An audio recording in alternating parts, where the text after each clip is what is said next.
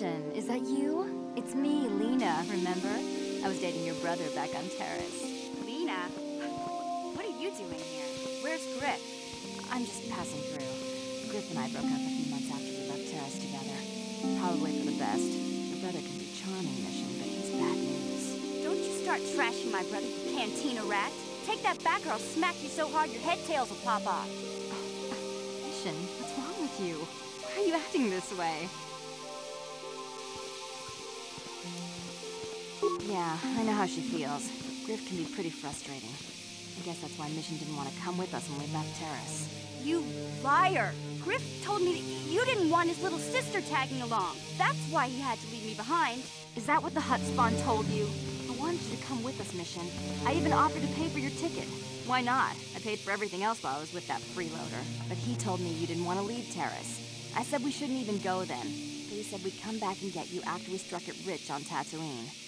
Just another one of his lies. No, you're the one who's lying. Griff wouldn't... He wouldn't try to leave me behind.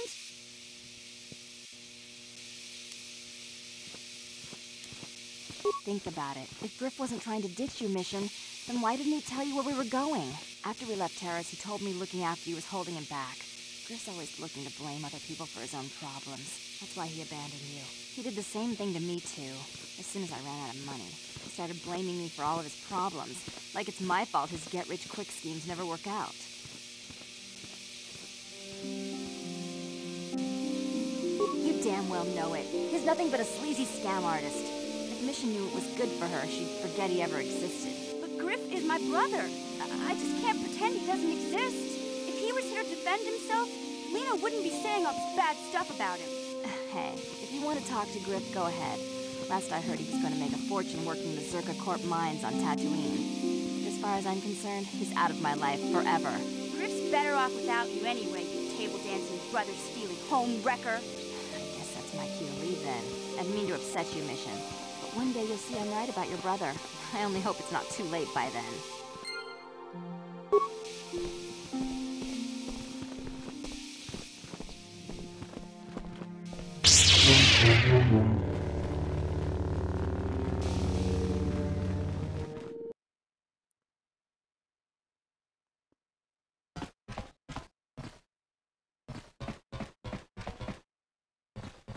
Hey there, what can I do for you? Don't tell me you believe Lena's lies. Griff might be working as a miner on Tatooine, but the rest of her story is Bantha Poodoo. You can't trust someone like her. At least Griff's free of her clutches. I'd like to go speak to the Zerka Corp rep on Tatooine if we have time. Maybe I can arrange to see my brother again. I just hope he's not in any kind of trouble when we do. Hey there, what can I do for you? No problem. Just so happens I've got one here I've been working on. Here you go. I'll just add it to our inventory. Anything else you need? No problem. Just so happens anything else you need? No problem. Anything else you... No problem. Anything else? No problem. Anything else? No problem. Anything else? No problem. Anything else? No problem. Anything? Sorry. Hey there. What? I've been thinking about Lena and what she said about Griff. You know, how he was always blaming other people for his problems. There might be something to what she said. No, of course not. Not really. But what if it was his idea to leave me behind? I'm not saying Griff would just abandon me, but maybe he did want to leave me behind. Just temporarily, you know? He might have done that if he planned on coming back later, but things don't usually work out for Griff the way he planned, you know? And that's when he'd get in trouble. He was always borrowing money he could never pay back. He might have been trying to skip out on his debts when he left Harris. He would have to leave his little sister behind so it would look like he was coming back. Yeah, well, no, not exactly. Look, all I'm trying to say is that the more I think back, the more I realize I might be idolizing my brother a bit, not seeing all his faults. I still want to find him. I need to see him again. It's just that I'm not sure how I'll react when I do.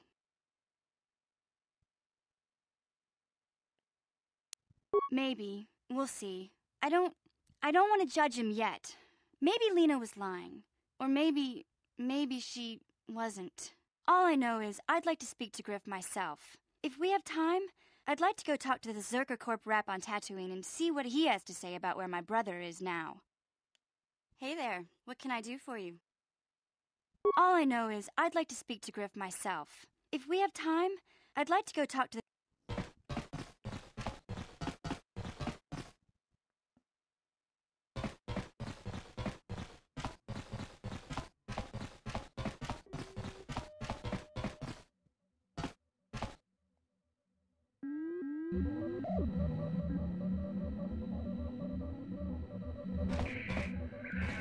How can I help? It was less of a dream and more of a vision the two of us shared. But I am certainly willing to answer any questions the Jedi Council did not. Are you wondering why we shared the vision, or why we even received it in the first place? To the first, I can only repeat the answer that the Council gave us. Our fates are linked, and for two as strong as we are in the Force, that amounts to a near physical bond. As to the second, I truly don't have an answer for you. The Force works as it will, and perhaps we should be grateful for what we've been given. I don't know. Believe me, I certainly don't find the prospect of being joined to you enjoyable in any fashion. The Force often seems to cause events that bend the laws of probability, especially with those that are strongly affiliated with it. In this respect, you and I will simply have to become accustomed to such convenience. We are the tools of the Force, and we will do as it wills.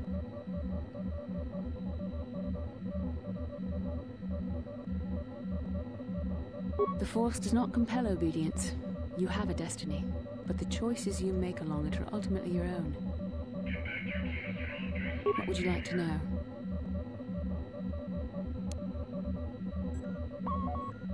Perhaps because we desired to. Perhaps because they came to this planet and were strong enough in the Force to leave a trace.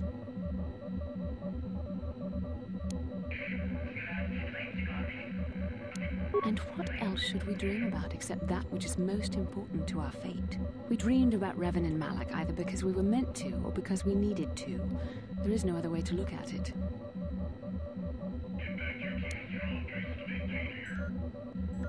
I have no idea. It was obviously important, however. That is why we must investigate this further.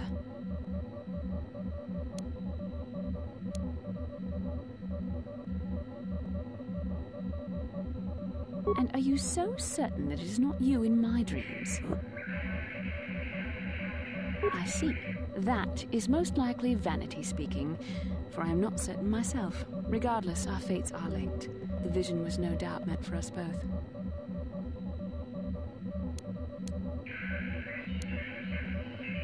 With luck, we will. I would rather not rely on such visions to guide us, but when we have so little else to go on, and the galaxy hangs in the balance.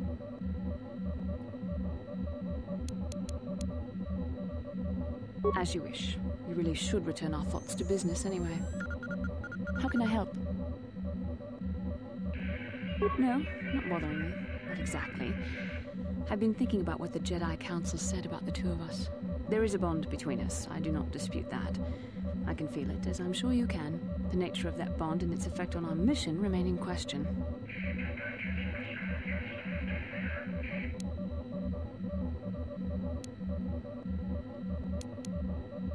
Please. I'm a Jedi. Such feelings, such attractions are, well, they're beneath me, quite frankly. I admit, I find you intriguing. I find your command of the Force intriguing, but my interest in you is purely academic. Surely you can understand why. Our fates are strongly connected. So connected that a literal bond has been forged between us. I saw your service records when you were transferred aboard the Ender Spire, but nothing beyond that. I know very little about you. I'd like to ask you some questions, given our relationship. I was referring to the bond we share, the one the Jedi Council spoke of. If I was actually interested in you, rest assured I could come up with a much better approach than this. Touched a nerve? No. Getting on my nerves? Most definitely. I suppose this is what you men consider being witty. Now, are you going to answer my questions, or would you rather just keep annoying me? I see you intend to be childish about this. I guess I won't get anywhere continuing our discussion right now, will I? I suppose I'll just have to speak to you again later. Hopefully you'll behave a little less like a little boy, and a little more like a man. How can I help? I do? How did you know?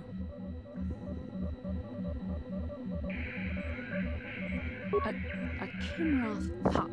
It most certainly is not. I am a Jedi, remember? I have far too much mental discipline to reveal what goes on inside my mind with such obvious physical clues. My thoughts remain hidden, including whatever my feelings are for you. I mean, whatever I feel... whatever I think about you. That is you. Why must you be so impossibly infuriating? You know very well what I am really talking about. I am referring to the bond between us, the one the Jedi Council spoke of. Our connection allows us glimpses into each other's mind. We can feel some of what the other feels, and what I feel within you troubles me. A Padawan must receive considerable training. They must learn to control their emotions and darker impulses. Often it takes years before using the Force can be considered safe. The fact that you are so strong in the Force and have had such relatively little training could have terrible consequences. For you, and for everyone around you.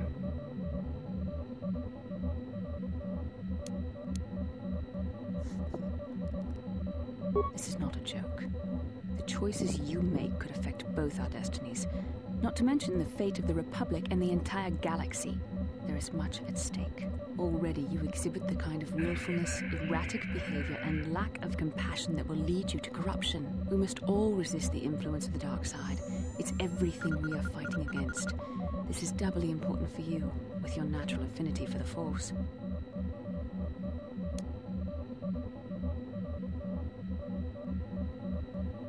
I'm sorry if I come across as harsh, but I am concerned. For you, for our mission, and for myself as well. Our destinies are intertwined. Everything one of us does will have consequences for the other. Any reckless behavior on your part is likely to affect me as well.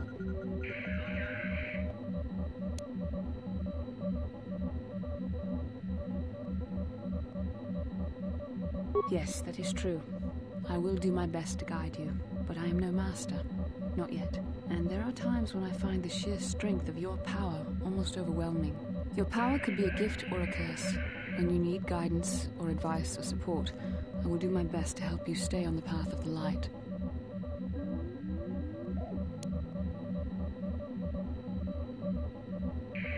No, of course not. Not yet. But there will be challenges ahead that might make it otherwise. I only hope I have the wisdom to help you through the dark times. But for now, we should return to our mission.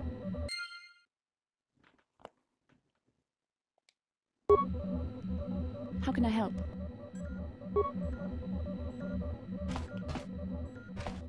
Yes, what's on your mind? Oh, you want to argue some more, is that it? So I've seen. If I were Malak, I'd be a bit nervous to have you on my tail. I just don't trust easily, and for good reasons, which are my own. Oh, damn it. I suppose I won't get any rest until I talk, will I? You want to know why I don't trust anyone? Fine. Here goes. 5 years ago, the Jedi had just finished the war with the Mandalorians. Revan and Malak were heroes. I was damn proud to have served in their fleet. It was completely unexpected when they turned on us, invading the Republic while we were still weak. Nobody knew what to think, least of all me. Our heroes had become brutal, conquering Sith, and we were all but helpless before them. I mean, think about it. If you can't even trust the best of the Jedi, who can you trust?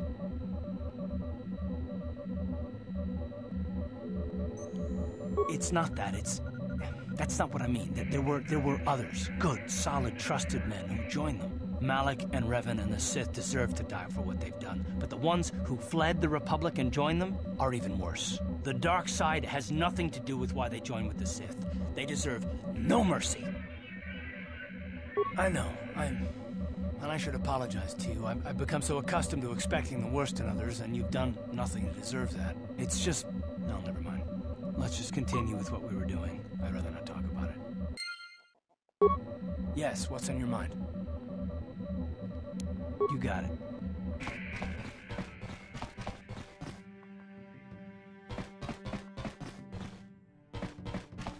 I feel I must apologize for the way I acted towards you before in the Grove. It was wrong of me.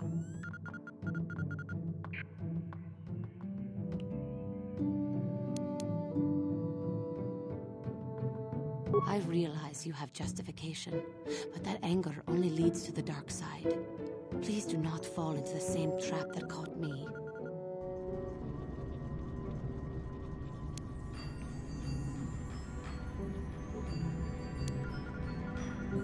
I thought that too, but I was wrong. The dark side is most devious and deceptive. It can find the smallest weakness to exploit. I hope that by helping you in your task, I may redeem myself in your eyes, and in my own. It may, but I am prepared to do what it takes. I can only hope that, in our time journeying together, I will succeed.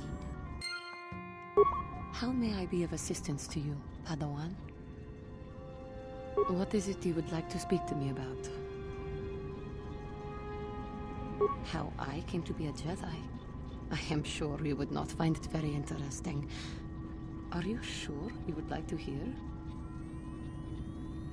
Well, it goes back a number of years. Back on my homeworld, we did not see Jedi very often, especially where I lived. The hind end of space. A pit of a world, to be sure, where Jedi rarely tread. But we had heard of them. Well, everyone had, so that is not to be unexpected. Champions of truth, defenders of justice, heroes of the Republic. It was very easy for a child to be enthralled by their image, their mystique. Maybe I was one of those children. Yes, I did. When I saw a Jedi for the first time, they lived up to everything my imagination had created them to be. I was awed, and maybe a little enamored. They were quite striking, especially the tales of their leader. From that moment on, I knew that I would have to try to become a Jedi. To lift myself out of the rut I had been living in for years, and to make a real difference as the Jedi were. The foolish delusions of a child. But this child made it happen. As soon as I was able, I left my world and went in search of them. I found them and was accepted. I had been living my dream on Dantooine for several years before you came, although perhaps I was not entirely ready for it, or not completely suited to the task. Otherwise, I would not have fallen. But thanks to you, I have been redeemed. Perhaps I may yet live to see that dream of mine come true. Come, there is much we should do. Let us not waste time talking. Action is what is needed.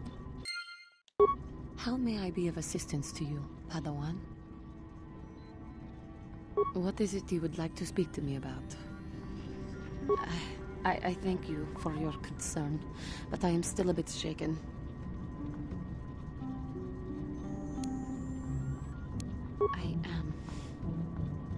I try to be strong, as one of my people should. But I know I am still weak inside. I have been thinking about myself, about Kotra, and about my fall to the dark side. I keep thinking that it was my anger that drove me that far, that nearly damned me. I look inside myself now and I can still see it. I still feel it.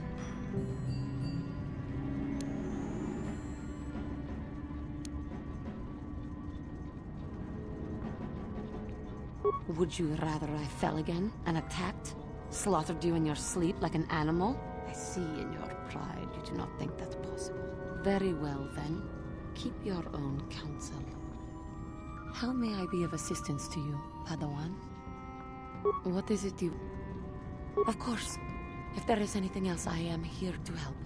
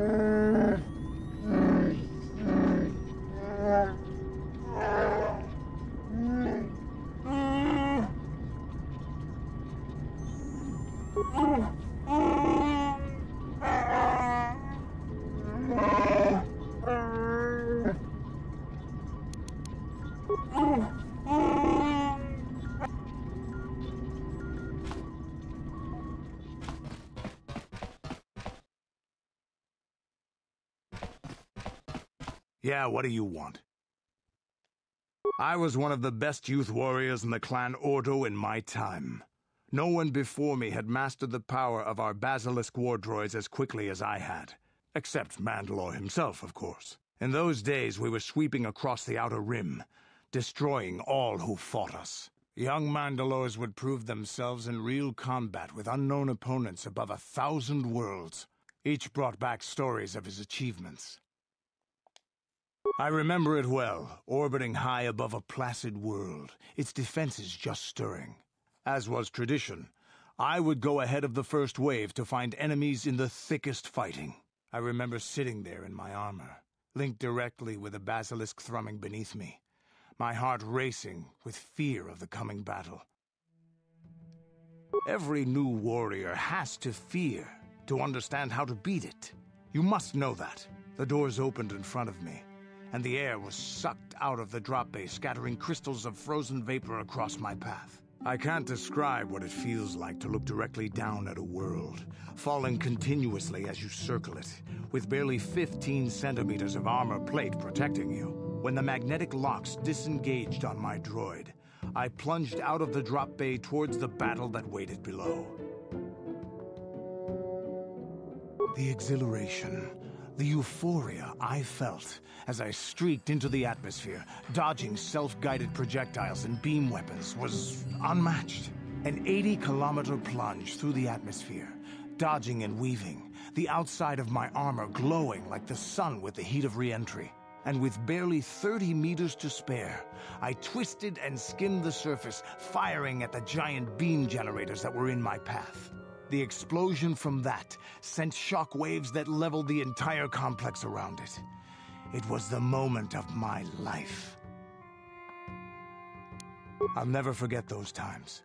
But things are different now. We can't go on fighting the way we did. There are too few of us left now. But I really don't want to talk about this anymore. I trust I've satisfied your curiosity for now. Is there something else you want to know? Your choice. Yeah, what do you want? Your choice.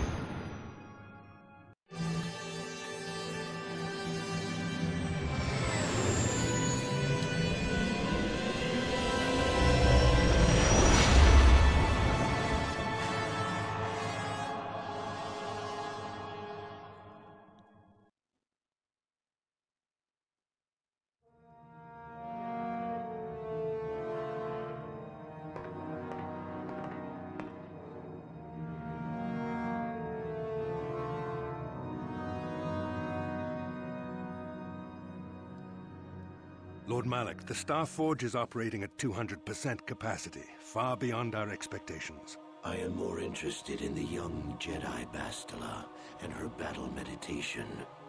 Have you learned how she escaped the destruction of Taris? She was aided by Karth Onasi, a decorated war hero of the Republic and a legendary soldier.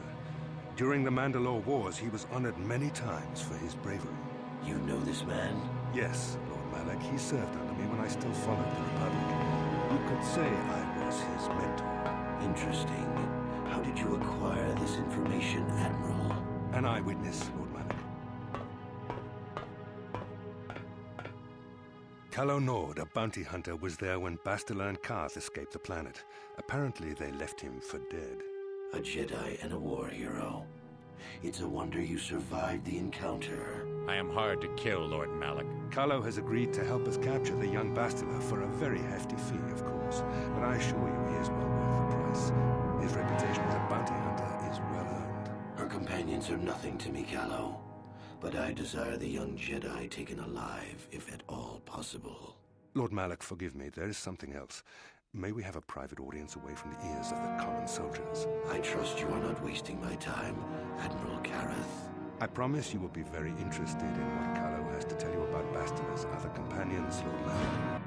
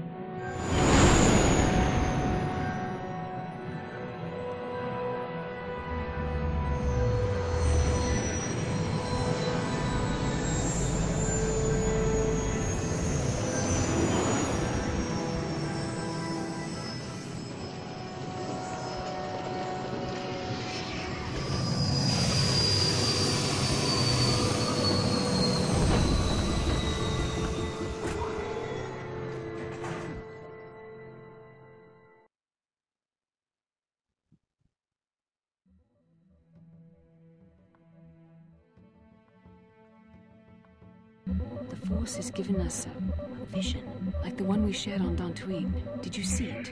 Of course. You must have. The Force is strong with us both. Tatooine is known for little but blowing sand. I find it surprising that there would be a star map somewhere in its desolate wastes. The star map would likely have to be within some kind of shelter to protect it against dust and sandstorms. I suspect there are many such caves and caverns hidden in the sands of the Dune Sea. The creatures of this world probably use them as their lairs. No doubt things will become more clear once we discover the star map's location.